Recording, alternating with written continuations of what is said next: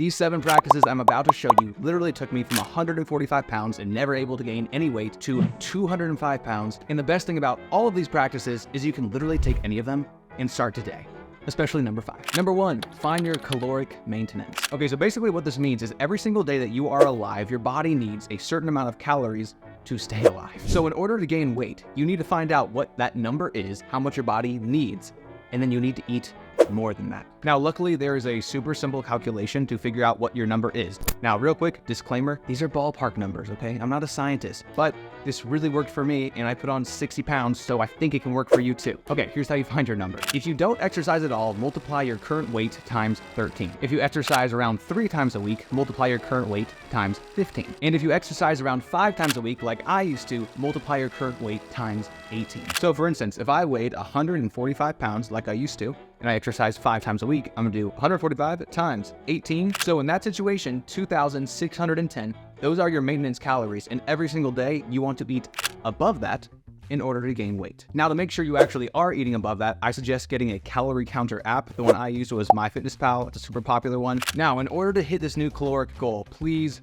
don't just live on fast food, okay? That's too easy and the calories are trash. We still want to make sure we're getting good nutrients. Now, speaking of that, protein is the main macronutrient that I tracked to help me gain weight. And here's how I did that. Point number 2, aim for 1 gram of protein per pound of goal body weight. Like I said, let's keep it simple. So if I wanted to weigh 180 pounds, I should aim to eat 180 grams of protein every day, okay? Keep it simple like that. Now, one side tip, when you really increase how much protein you're eating, you need to make sure you're also really increasing how much water you're drinking, because otherwise you'll kind of fry your kidneys, and we don't want to do that. Now, it's actually really hard to eat that much protein. You have to be incredibly intentional. So we're gonna talk about that in a few points from now. Okay, now point number 3 is stop working out so much. Essentially, you need to spend less time in the gym and more time in the kitchen. Now, don't get me wrong, it's important to still get your lifts in, but you don't need to be going 5-6 days a week. Like I said, when I was skinny, I was working out a lot, 5, sometimes every single day, actually. I stayed skinny because you're burning so many calories. In order to gain weight, you need to stop burning every single calorie that enters your mouth. And you need to start giving your body content that it can build with, i.e. more protein. So for me, I found the easiest way to eat more food and be in the kitchen more is to pick a few foods that are cheap and that I can consistently buy a whole lot of every single week. So for me, this was chicken and rice, this was eggs, and of course, protein shakes. But don't go and get protein shakes from the aisles in the grocery store. Those are pretty much always garbage, and they always have like artificial sweeteners and other fillers and just absolute trash for you. You're gonna want to get a quality protein, and we're gonna talk about that more here in a second. Point number 4. Okay, this one sucks the most and is absolutely the hardest. Because you've been skinny for so long, your stomach is used to a certain amount of calories and a certain amount of food. Now, when you pass that amount each day, you're gonna feel very full.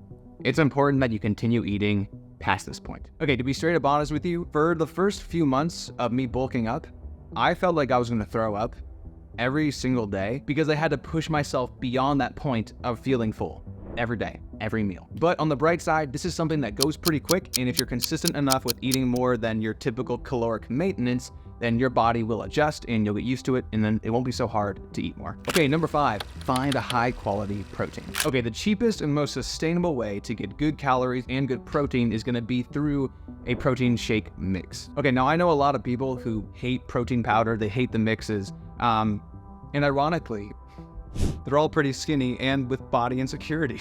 Okay, it's not funny to have insecurities, but it is funny to be a grown man and to be scared of some protein powder. Okay, here's what I suggest. Find a good, reputable company protein powder, something that has a good flavor that you can withstand, something that you can eat a lot of, ideally twice every single day, if not more, and just buy a lot of it. For me, that protein was Levels, and I've been using them for the past 4 years. I think they easily have the best flavors, and they definitely have the cleanest ingredients. So for me, I can feel good about it while making sure I'm hitting my goal amount of protein every single day. So if you want to avoid doing all of the hard research about which protein powders are best, I've already done the research for you. It's probably Levels, so go ahead and check out the link below and get your own protein there. Number 6 is finding a partner that can hold you accountable. And this is both with your lifts at the gym and with eating. During the season when I was gaining my 60 pounds, my roommate and I were competitive, and we were sharpening each other, and we were holding each other accountable for eating enough. And he gained maybe 5 pounds and I gained 60 pounds. And it's because I didn't want him to beat me. So I would always make sure